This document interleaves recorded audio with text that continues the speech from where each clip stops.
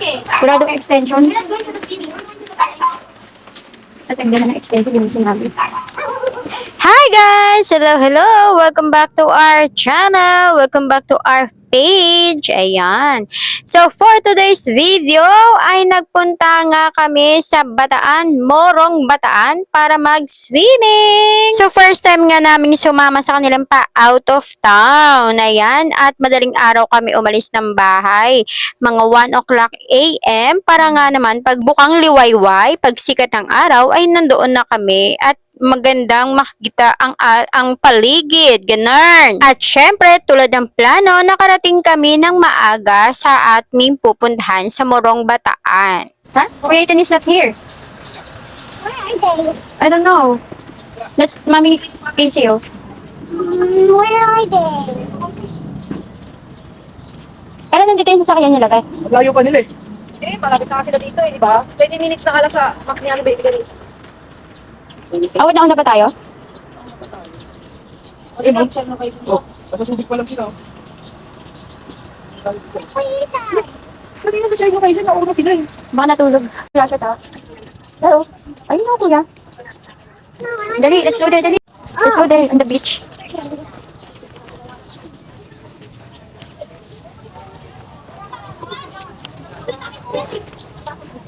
Let's go swimming. Oh, it's too early. Go down na dali. There are lots of people here, oh.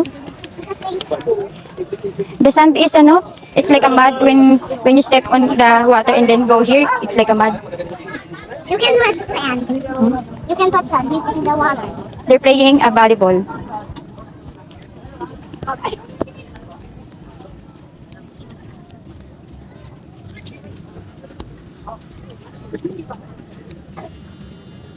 It's high tide, ate. Let's go down. No. Look at the moon, no? Let's go down. No. Please, please, mommy. Daddy will guide you, not me. I don't know. I can swim on deep part. I'll go there na. I'll go back. Come here na.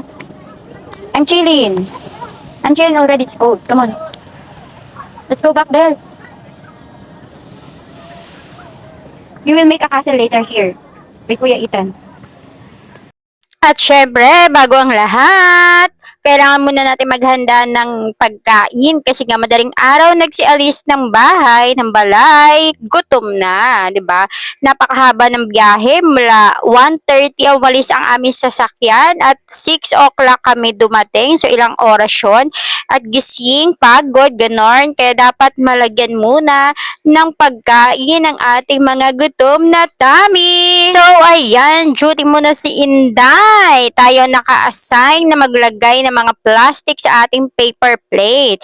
Ang kagandahan nito kasi, lalagyan na lang ng plastic, tapos diretso na tapon sa basura yung pinagkainan natin. Hindi na kailangan pang maghugas-hugas, diba? Tipid sa oras para tayo mag-enjoy. At ito na nga ang highlight, chibugan time! O, kita nyo kung sino nangunguna, diba? Ready na siya, nakahain na ang kanyang pagkain, kanyang lapang. Si Governor, di talaga yan magpapahuli pagdating sa kainan. At etong si Baby Shark nga ay tulala na sa tabi-tabi kasi gusto niya na daw mag-swimming. Ano niya pa? Excited na kayo? Papa, we're going to make sandcastle. You need to make it wet, kuya, before you make a castle. Mommy, come on. Let's get out. No! We need to have picture first before we go to sleep. You can remember. Kala mo, Mara. At hindi pa nga pwede mag-swimming ang mga kiddos kahit sila excited na kasi kailangan muna namin mag-pictorial, ayan, para remembrance. At eto naman, kala mo naman talagang sweet-sweetan ng dalawang couple. Charot! Kapaligid ni Charlize na maharot! Manggulig mo naman ako ah. Hindi mo. Ako naman. Ayun na. Kaya naman ako. Nakasubero naman. Dito. Ay, sa'yo mo naman. Pangit-pangit ka. Ganyan. Hindi naman nakita yung beach. Team. 1, 2. Hola. Mami, ano yan? Mami, dito doon. Gusto sa beach. Gusto ko swimming. Pagkatapos, mag-picture pa, oh. O, dito ka, Cha. Bilis tayo ka. Dito, bilis.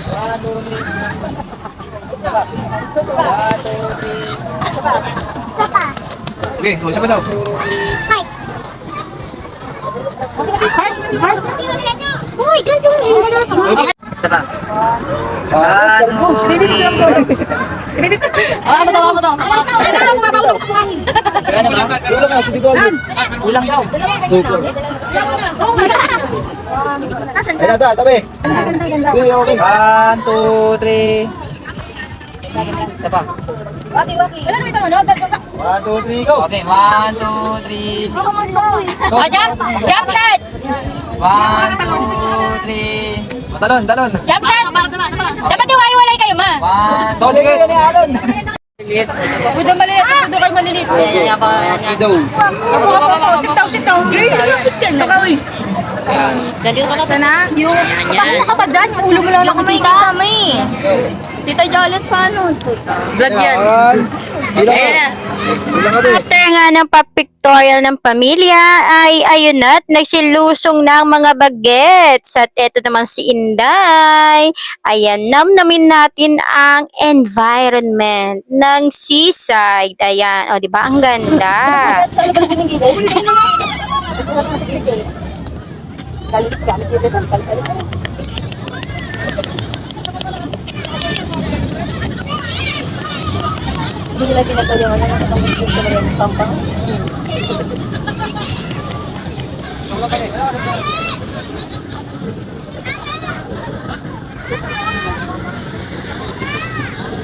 Gagawin mo, kuya? Ano gagawin mo? Kaya siya, hindi nila rin eh. Gagawa na kayong castle? Kailangan barsain. Ayan, nag-enjoy na nga ang mga bagets sa pagsiswimming nila. At syempre tayo, ayan, may papayong para kay Inday na tagabantay. 168 mo, 168, ano ba yun? Ano, Divisoria lang tayo, Divisoria. 163? 163 ba yun? Bantay bata? May gulay, may goodness. Ano yung nagsasabi mo, Jolens? Ayan, habang kinukunan ko nga sila ng video neto, na-realize ko kung gaano kahalaga yung pag-iipon ng videos. Kasi yung memories, hindi mo na mababalikan pag wala kang makikitang proof ng ganito, ng ganyan. Hindi ka na magsisisi, wala ka nang sasabihin sa sarili mo na, ay sana na ganito, ay sana ganon. Kasi yung mga memories na may ipon mo, nagbablog ka na, kikita ka na, sana kumita, di ba? May ipon mo pa yung mga pwede mo pang balikan yung mga videos nyo na luma. Kahit na tumanda na siya, kahit na tumanda na tayo, marami tayong mababalikang videos kasi inipon natin. Yung purpose natin ng pagbablog kasi is maipon yung memories at the same time, kikita tayo as a racket natin. 'Di ba? So dahil first time nga ni Baby Shark na magpunta sa beach, ayan, sinulit natin. Bawat anggulo dito, talagang kinunan ko para yung first time niya sa beach ay maaalala niya kung ano yung mga ginawa niya, kung ano yung mga nangyari sa first time niya sa beach. Kaya pag napanood nila yung videos na to, yung bonding nilang magpinsan, lalo na tong tatlong to, si Kuya Ethan at si Kuya Terdy, at least meron silang mababalikan, di ba? Kasi siya yung pinaka-close dun sa, sila yung tatlo talaga yung pinaka-close, kasi nga sila yung halos magkaka-age lang. And yung bonding din ng dalawa, ni Governor at ni Baby Shark.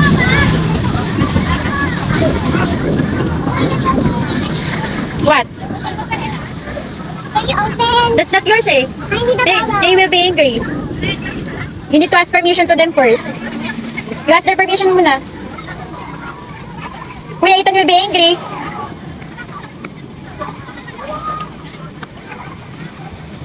Why are you not using the goggles? It's falling. Huh? It falls? Make it high, make it fit on you. Tell daddy to make it fit on you. Well, Daddy, So you can open the you can open your eyes under the water.